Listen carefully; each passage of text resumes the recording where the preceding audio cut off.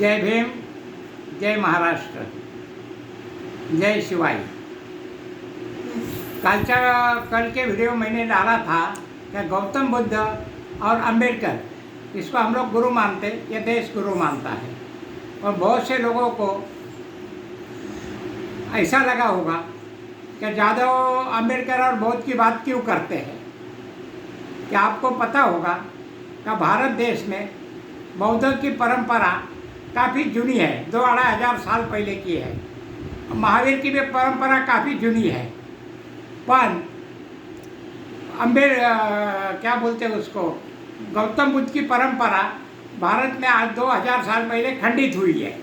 या 1200 सदी या 1200 सदी नहीं, 5वीं सदी में कुछ हलचल हो गई। उस टाइम से बौद्ध की परंपरा भारत में कम ज़्यादा होते होते निकल गई है। इसके लिए गुरु परंपरा बोलते, पर ज़्यादातर यहाँ के दलित लोगों ने, भारत के दलित लोगों ने बौद्ध धर्म स्वीकारने के बाद दूसरा समाज को लगता है कि बौद्ध धर्म स्वीकारो तो बोले बैकवर्ड लोगों का धर्म है, ऐसा लगा। ऊंचे विचार से सोचने वाले होते हैं, वो उच्च विचार से सोचते हैं। पर हमारे महाराष्ट्र में बहुत से समाज ऐसे हैं कि अभी कबूल नहीं करते कि ये लोग बौद्ध हुए हैं। वो हमको उसी नज़र से देखने की कोशिश करते हैं कि ये लोग वही है जुने। हमारे लोग कितने भी बोलने की तैयारी करते हैं तो भी वो उल्टे। अभी हमारी बहुत सी प्रथा हम लोगों की जो 47 के बाद की है, दूसरे लोगों ने उठाई है, वो दिखती नहीं है लोगों को। एक परंपरा ऐसी थी कि वो बोलना नहीं चाहिए कि जाके कोई मयत होता है तो मयत में कोई भाषण देने की प्रथा हिंदू धर्म में नहीं थी, मगर हमारे बौद्ध धर्म में वो परंपरा है कि उस आदमी की स्तुति की जाती है। स्तुति को हम लोग उसका वखान करते हैं, कैसे हो, क्या हो, ये आदमी ने क्या किया है, ऐसा रहता है। तो बहुत से लोगों ने हमारी भी परंपरा उठाई है, पर वो बोलते नहीं है। इसलिए महाराष्ट्र के लोगों को अभी भी लोगों को विश्वास नहीं है कि हम लोग बौद्ध धर्म में है क्या। बौद्ध धर्म बोले तो भी उनको लगता है कि यह अंबेडकर धर्म के है, ऐसा नहीं है। बौद्ध धर्म विश्व में काफ़ी नंबर पे है। लोक संख्या से हिसाब करा जाए तो बौद्ध धर्म कम से कम ऑल दुनिया में तीसरा नंबर पे लोक संख्या में है। अब यूट्यूब में देखो, चाइना में जाओ, जापान में जाओ, 300 फुट की बुद्धों की पुतली बनी हुई है 1000 साल पहले। अभी उसकी परंपरा उससे बड़ी पुतला बनाने की तैयारी भारत में चलती है। लोग कोशिश करते 150 फुट वाली बनाएंगे, 300 फुट वाली बनाएंगे, मगर विचारों से परंपरा होती है, उसको ऊंचाई गिनती होती है, फुट से गिनती नहीं होती है। अंबेडकर के विचारों से गिनती होती है, फुट से नहीं है। अंबेडकर कोई ऐसा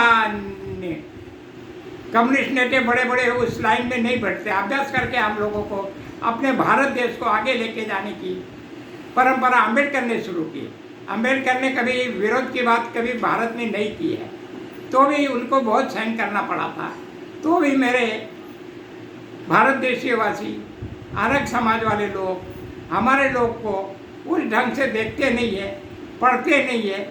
इसलिए हम लोग को ऐसा लगता है कि हम लोग उनको दूसरा मार्ग दिखाने की कोशिश करते हैं। धर्म अलग चीज़ है, कौन सा धर्म कभी कहा जाएगा इसकी कोई बात होती नहीं है। पर भारत देश एक अच्छी तरह से संविधान से बंधा हुआ है, और वो संविधान अम्बेडकर ने लिखा है, इसलिए हमको उनका स्वाभिमान रहता है। आज भारत में किसी भी ऊपर अन्याय हो तो आदमी बोलता है कानून से हम लड़ेंगे। कानून की बात पहले कभी नहीं होती थी, किसने क्या किया है इसके ऊपर होती थी। कानून में दाव पेच होते हैं। अभी दाव पेच कैसे होते हैं उससे अपने को कोई लेना देना नहीं है, मगर तुम्हारे पे अन्याय होगा तो तुम, एक आदमी पुलिस स्टेशन में जाता है, पुलिस तुमको मानता नहीं है, तुम 10-20 मिल के जाओ तो तुम्हारी बातें मान सकता है। तो इसलिए आप संविधान, अच्छे आदमी विश्वास करके एकजुट रहोगे, जब तुम्हारे पे कोई भी संकट आएगा तो ये इधर का कानून तुमको बचा सकता है। तो कानून की पोजीशन, अभी कानून वापरने की पद्धत, भले दिल्ली में कौन सी भी सरकार हो, किधर की हो, उनको संविधान से काम करना पड़ता है। तोड़फोड़ होती है, हाँ, मगर वो अपने में जो लोग पढ़े लिखे हैं, अदर लोग है, उन्होंने उसके ऊपर ध्यान देना चाहिए। नहीं तो क्या होता है कि कानून होते हुए भी अपने को तकलीफ होती है। कानून का राज अपने भारत में है, नहीं है ऐसा नहीं बोला जाएगा, मगर अभी क्या हो रहा है, क्या बहुत से समाज कंटक आगे आके कानून का किस निकाल के उसको टेढ़ा मेढ़ा बताने की कोशिश कर रहे हैं। वो संकट आने वाला था, वो थोड़ा थोड़ा आ गया है। आने का कारण ये है कि अपने लोकतंत्र में ऐसे लोग अंदर घुस के बैठे हुए हैं कि तुमको दिखाई नहीं देते हैं, मगर वो उनका काम बराबर करते हैं। तुम लोगों को उनके साथ लड़ना पड़ता है। रही बात पार्टी की, कांग्रेस पार्टी, कम्युनिस्ट पार्टी, दुनिया पार्टी, इनको कोई दिखता नहीं है कौन किससे विरोध कर रहा है। वो विरोध इनको नहीं दिखता, इसलिए अपने ऊपर संकट आता है। वो संकट नहीं आवे करके तुम्हारे पढ़े लिखे लोग आगे बढ़ के उसका पढ़ाई करना मांगता है, देखना मांगता है, तो तुमको मालूम पड़ेगा तुम्हारा शत्रु कौन है, दुश्मन कौन है। दुश्मन बाहर का आने में टाइम लगेगा, मगर भारत के अंदर जो दुश्मन है इसको पहचानने में तुमको टाइम नहीं लगना चाहिए। मगर अभी ऐसा हो रहा है कि अब अंदर का ही दुश्मन दिखाई नहीं दे रहा है, कौन किसको क्या कर रहा है। तो मेरा मेहरबानी करके महाराष्ट्र, ओबीसी, दलित, मुस्लिम, अदर गरीब लोगों को कहना है कि आप लोग संविधान को विकट लेकर पढ़ना चाहिए। नहीं तो क्या होगा कि आपको जाने के बाद संविधान हाथ में आएगा। 70 साल में तुमको संविधान का एक भी लाइन मालूम नहीं है। तो तुम लोग इतना दूर मत जाओ, इतना दूर जाएंगे वैसे तुम अनड़ी में साबित होगे। हमारा कहना है देश का संविधान तुमको बचा सकता है, तुम जागरूक होगे तो। जय भीम, जय महाराष्ट्र, जय शिवाई।